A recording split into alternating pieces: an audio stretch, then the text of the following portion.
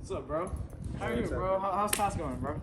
Good, man. As good as I can be, I guess. Alright, you see that article I sent you the other day? I think it was yesterday. That Yeah, fentanyl yeah. article about that Wisconsin lady?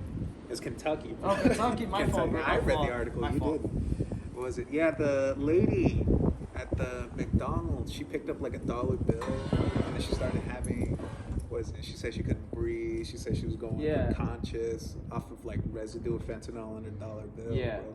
But you know what was crazy? Is that in that article there was like a professor at a university or something that said that's not actually what would happen. Are you serious? Yeah, That's crazy, bro. The professor was like, bro, to be able to get like really adverse symptoms from fentanyl off that $1 bill, that $1 bill would be coated in fentanyl. Like it'd be really obvious, bro. And then it was really funny too, because her husband was all like, oh yeah, she touched me, and then I started getting symptoms too, bro. I was like, bro, these people were on something, but it wasn't fentanyl, bro. That's crazy, bro. I think my friend Michelle right here wants to know, has a couple questions about what fentanyl is, so. Yeah, what do you want to know? Yeah, well, so what is fentanyl? Fentanyl is a synthetic opioid. It's usually administered as like a painkiller, that kind of stuff. Interesting. What's the schedule? The DEA has it scheduled as a Schedule 2 drug, so, you know, it's kind of a serious drug. Oh, yeah. So how do people take it? There's a couple ways people can administer fentanyl. I think the most popular is probably just like the tablet one, along with like injecting it through like IV. There's some other lesser known ones, like a sublingual spray, so you spray it under your tongue to get the effects. There's a nasal spray too, which is pretty crazy. People can turn it into a powder and sniff it up, you know. And the best one, I think, is just because it's funny, it's a funny thought to think about, is that there's a fentanyl lozenge that you could just suck on to get the effects of fentanyl in it.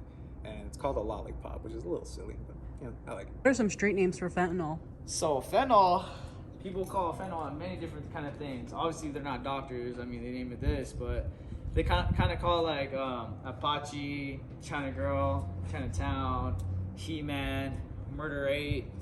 I think they called it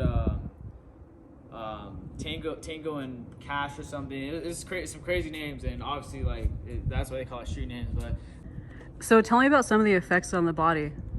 so some of the effects on the body from taking fentanyl would be constipation, muscle rigidity. You know when it gets cold, like right now. You know, my muscles a little tense because you know it's cold. And then you got respiratory distress, and then you get seizures from taking fentanyl too. And then you get drowsy all the time from fentanyl whenever you consume it a lot. What are some of the effects on behavior? So some of the effects of behavior of fentanyl is addiction, and what I want to say with that is that like when people get through what they got to do with whatever they're going through, and they're done with fentanyl, they get addicted by going through different to doctor, and then the methods of obtaining fentanyl.